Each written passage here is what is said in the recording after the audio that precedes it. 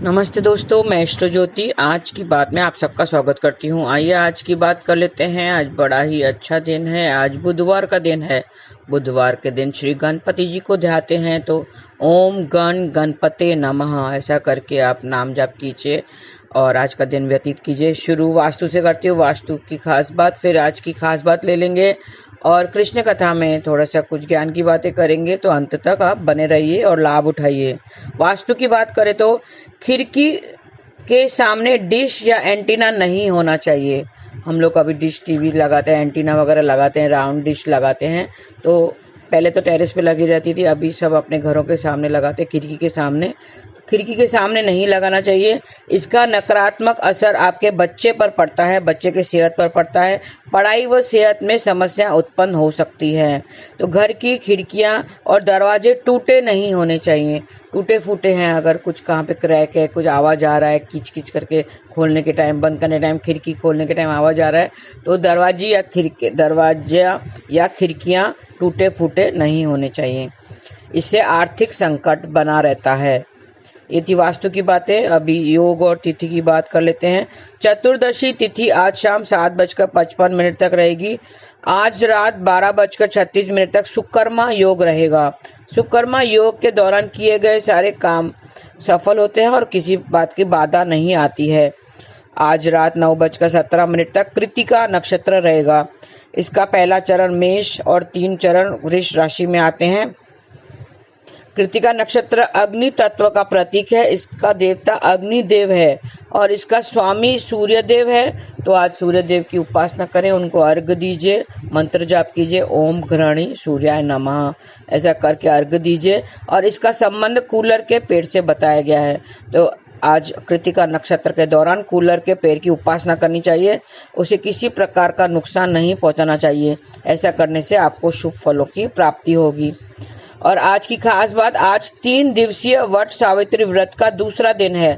कल पहला दिन था, आज दूसरा दिन है। कल बताया था इस दिन को सावित्री चतुर्दशी के नाम से भी जाना जाता है। कल ज्येष्ठ अमावस्या को वट सावित्री व्रत का आखिरी दिन होगा। कल एक्चुअली उपवास जो व्रत रखते हैं वो ज़्यादा लोग आखिरी दिन पर ही रखते हैं। सावित्री ने इसी व्रत के प्रभाव से अपने पति सत्यवान के प्राण बचाए थे। यमराज से अपने प्राण उसने वापस लिए थे इसी दिन पे, अमावस्या के दिन पे। यह व्रत सौभाग्यवती महिलाओं के द्वारा किया जाता है। तो वो आप कल भी कर सकते हैं, 3 दिन लगातार भी कर सकते हैं। वट सावित्री व्रत के दिन बरगद के पेड़ की उपासना की जाती है। वट वृक्ष जो होता है, इसके लिए उसका नाम वट सावित्री व्रत रखा गया है, क्योंकि उसने वट वृक्ष के ब्रह्मा विष्णु महेश का वास माना जाता है। वट वृक्ष में तीनों देवताओं ब्रह्मा विष्णु महेश का वास माना जाता है।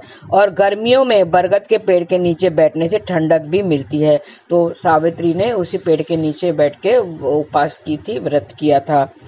आज आप कच्चे सूत के धागे में 7 गांठें लगाइए और जय गणेश काटो कलेश मंत्र का जाप करें। कौन सा मंत्र है? जय गणेश काटो कलेश। ऐसे आपके प्रोफेशन जिंदगी में कुछ अड़चन आ रही है, कुछ बाधाएं आ रही है, तो वो सब कट जाएंगी और आपको सफलता मिलेगी। धागा भगवान गणेश को समर्पित कर दें। बाद में उस धागे को अपने पर्स में रख दें, तो आपको सफलता जरूर मिलेगी। और अपनी पढ़ाई में दिक्कत आ रही है तो आज के दिन एक कच्चा नारियल लें और उसे लाल रंग के कपड़े या चुनरी में लपेट दीजिए और गण गणपते नमः का 108 बार जाप कीजिए। गण गणपते नमः ऐसा 108 बार जाप करें तो आपको सफलता जरूर मिलेगी। पढ़ाई के क्षेत्र में आपको सफलता मिलेगी और आपका अच्छी उन्नति के लिए ओम ह्रीं ग्रीं ह्रीं ऐसा 108 बार जाप करें। जप के बाद तुलसी से बनी माला नहीं लेनी चाहिए। जप के लिए भगवान श्री कृष्ण को तुलसी की माला से जाप नहीं करना चाहिए। लाल चंदन, स्फटिक या रुद्राक्ष की माला से ही करना चाहिए। आज के दिन गुलर के पेड़ को प्रणाम करें तो खूब कामयाबी मिलेगी। आप अपनी कामयाबी के लिए भी प्रार्थना करें। गुलर के फल को मंदिर में दान दें। दान करने से आपको कामयाबी मिलेगी। चिकनी मिट्टी से बने लड्डू गणेश के विधिवत पूजा करें। चिकनी मिट्टी से बने पहले लड्डू गणेश बनाइए और उसे विधिवत पूजा कीजिए, तो आपकी क्षमता में मजबूती आएगी। किसी देवता की पूजा से लड्डू गणेश की पहले पूजा करते हैं, अपने घर के मंदिर में स्थापित कर लें। विधि पूर्वक रौली चावल धूप दीप से पूजा करें और आज के दिन भगवान गणेश की पूजा में आपको फल मिलेगा, धन धान्य की भी प्राप्ति होगी। लगातार 7 दिनों तक तांबे का दान करें तो धन की प्राप्ति होगी। आप अपने विश्व देव का नाम लेते हुए उन्हें प्रार्थना करें और जो दाना है आप वो चिड़ियों को खिलाएं। चिड़ियों को खिलाना है, कबूतरों को नहीं खिलाना है। मंदिर में किसी मीठी चीज का दान भी अवश्य करें। सूर्य देव को हाथ जोड़कर प्रणाम करें और अर्घ दें। चींटियों को शक्कर मिलाता हुआ आटा खिलाएं। चींटियों को खिलाना है, कबूतरों को नहीं खिलाना है। चींटियों को शक्कर मिला हुआ आटा डालें तो आपकी राजनीति में सफलता मिलेगी। अगर लाल चींटियां हो तो और भी अच्छी हैं, अगर लाल चींटियां हो अच्छी है। 11 छोटी बच्चियों को दूध का पैकेट दान करें। 11 ना हो तो 5 या 2 को ही पैकेट दान करें। अगर दूध का पैकेट दान नहीं कर सकते हैं, दूध चावल की खीर बनाकर उन्हें खिला दें तो आपका दाम्पत्य जीवन खुशहाल होगा। ऐसे खीर बनाकर खिलाइए। ये छोटे से उपाय हैं। आज गणपति मंदिर जाइए और उन्हें दूर्वा चढ़ाइए, भोग लगाइए, लड्डू का भोग लगाइए और ओम गण गणपते नमः का जाप करें तो आज का दिन आपका सफल होगा। ये थी आज की बातें। कृष्ण कथा में हम थोड़ी सी बातें ले लेते हैं। हम जो भी प्रारब्ध से जो कर्म भोग रहे हैं, जो दुख भोग रहे हैं, किसी को बहुत दुख है, किसी को दांतों का दर्द होता है, दांतें निकालने के बाद भी उन्हें मुंह नहीं खुलता है, इंजेक्शन वगैरह लगाते हैं, अंदर ऑपरेशन वगैरह होता है और सर्जरी वगैरह होती है। दांतों की भी सर्जरी होती है आजकल, तो क्योंकि वो बोलते हैं, फिर भगवान से प्रार्थना करते हैं कि ये हम किस जन्म के दुख भोग रहे हैं। ऐसे प्रार्थना हम सोचते हैं कि हम पता नहीं किस जन्म के दुख भोग रहे हैं कि हमें दांतों में भी इतनी तकलीफ हो गई है। तो हमारे पिछले जन्म के जो बुरे कर्म है उसके सामने आ ही जाते हैं। प्रारब्ध के कर्म होते हैं, उससे छुटकारा नहीं मिल सकता है, किसी न किसी तरह से हमें भोगने ही पड़ते हैं। लेकिन हम कितनी भी चालाकी कर लें लेकिन उस प्रारब्ध से भोगने से नहीं रोक सकते हैं। कोई लाख करे चतुराई, कर्म का लेख मिटे ना रे भाई। ये जो भजन है, जो गाना है, वो आप एक बार सुन लीजिए। कोई लाख करे चतुराई, कर्म का लेख मिटे ना रे भाई। कितनी भी चालाकी कर लो, हम अपने कर्मों से नहीं भाग सकते हैं। आप बोलेंगे कि 100 पुण्य करेंगे तो 100 पाप कट जाएंगे, ऐसा नहीं होता है। आपको पुण्य का फल पुण्य के अच्छा मिलता है और पाप कर्मों का फल बुरा मिलता है। ऐसा नहीं है कि आप 100 पुण्य करेंगे तो आपके 100 पाप माफ हो जाएंगे, नहीं। कोई कहेगा कि हम पुण्य करेंगे तो पाप कर्म कट जाएंगे, नहीं कटते हैं। वहाँ कोई घूस नहीं चलती है, ना कोई रिश्वत चलती है। पैसे देकर भी हम अपने कर्मों से बच नहीं सकते हैं। वहाँ किसी की भी सिफारिश नहीं चलती है, ना ही वहाँ रिश्वतखोरी चलती है, ना ही किसी की पहचान चलती है। वहाँ सिर्फ आपको वहाँ खड़े होना है, आपको जीव आत्मा को वहाँ खड़े होना है और सब कुछ भुगतना ही पड़ता है। प्रारब्ध के जो कर्म है वो तो भुगतना ही पड़ता है। सिंधी में ऐसे कहा गया है कि फासण का पो फख्तर करो, फासण का पो फतकन करो। मतलब एक बार फंस गए हैं फिर तड़पने से क्या फायदा, तड़पने से कुछ नहीं होगा। कर्म ही हमारे लिए जाल बन जाते हैं, कर्म ही हमारे जाल बन जाते हैं। ये हमारी एक क्लास है। सत्संग कीर्तन में जो बैठते हैं ना, जो आप कथा सुनते हैं, ये एक क्लास है। ये ईश्वर की क्लास आप अटेंड कर रहे हैं। अगर आप ईश्वर की क्लास अटेंड करोगे ना तो ये यमराज की क्लास नहीं अटेंड करनी पड़ेगी।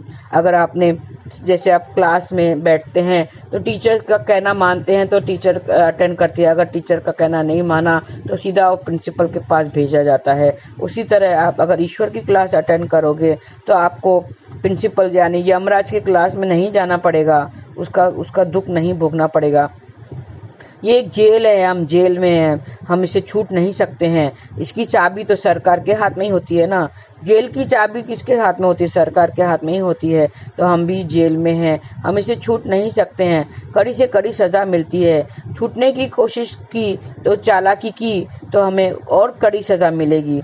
हम किसी तरह भी छूट नहीं सकते हैं। एग्जाम्पल, एक होता है डिलीट बटन। मोबाइल में देखा है डिलीट बटन होता है, तो बहुत सारे जब आ जाते हैं पिक्चर्स आ जाते हैं, फालतू फालतू पिक्चर जमा हो जाती है, डिलीट डिलीट डिलीट डिलीट मारो, डिलीट मारो। मैसेजेस नहीं पसंद आते हैं, डिलीट मारो। कोई आते हैं वीडियोज आते हैं, डिलीट मारो। तो वो हमारे हाथ में होता है, डिलीट करना हमारे हाथ में होता है, लेकिन उसके लिए भी हमें टाइम नहीं मिलता है, इतना भर जाता है मोबाइल।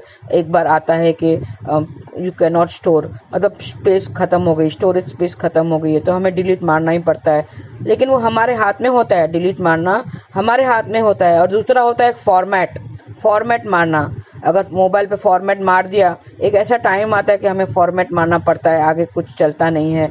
तो फॉर्मेट मार दिया मतलब सब कुछ एकदम से डिलीट होता है। जैसे पहले दिन पे हम नया फ़ोन लेकर आते हैं ना, वैसे हो जाता है। फॉर्मेट कैसा होता है, फॉर्मेटिंग करना मतलब सब कुछ डिलीट हो जाना, एक भी कुछ बचता नहीं है।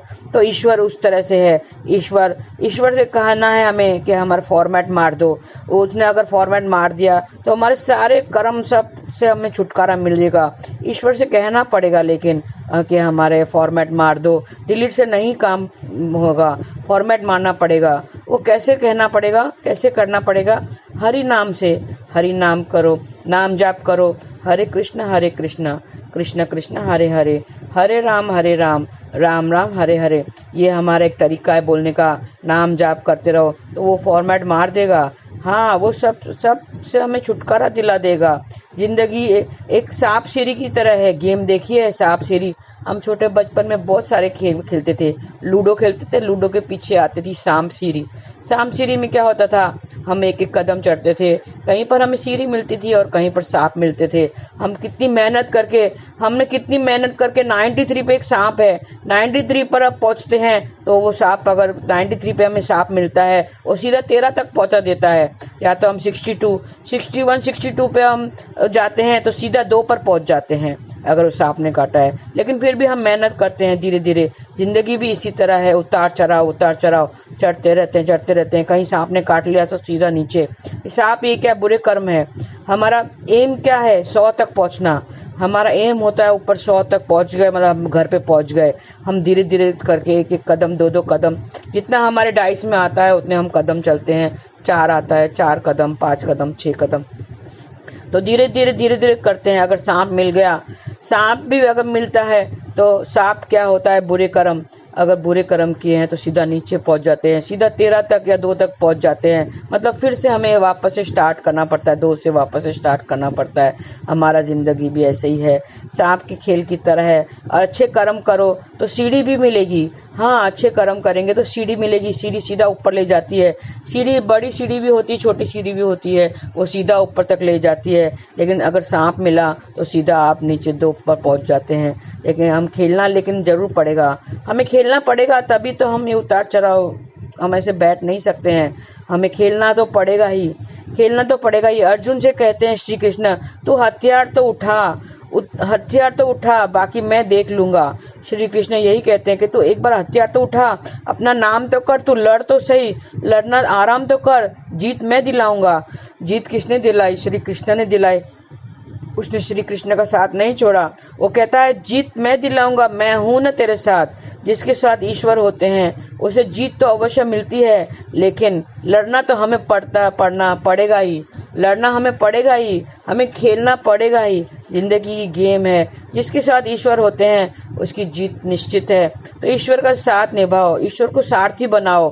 कैसा भी हूँ मैं आपका हूँ भगवान, ऐसे करो। बस यही प्रार्थना करनी है कि मुझे स्वीकार कर लो, मुझे अपने शरण में ले लो प्रभु, मुझे अपने शरण में ले लो। मैं कैसा भी हूँ, चाहे मैं कैसा भी हूँ, मैला हूँ मट मैला हूँ, मुझे आप अपनी शरण ले लो, मैं आपका ही हूँ। बस ये हमें प्रार्थना करनी है। एक भजन है, तेरे बिना भी क्या जीना, हम अनाथ हैं तू है नाथ, हम पर रख दो अपना हाथ, तेरे सहारे हम जी रहे हैं, छोड़ न देना अपना साथ, साथ ये छूटे ना, साथ ये छूटे ना, ये दिल टूटे ना, तू मुझसे रूठे कभी ना, तेरे बिना भी क्या जीना ओ प्रभु जी, तेरे बिना भी क्या जीना, ये आपको गाना याद रखना है, ये भजन है। भजन याद करना है कि हम अनाथ हैं और तू ही हमारा नाथ है। बस अपने सर पे हमारे सर पे अपना हाथ रख लो। बस हमारा सहारा तुम ही हो। बस ये साथ साथ नहीं छोड़ना, ये साथ सदा निभाना। बस तेरे बिना भी क्या जीना प्रभु जी, तेरे बिना भी क्या जीना। बस आज के लिए इतना ही।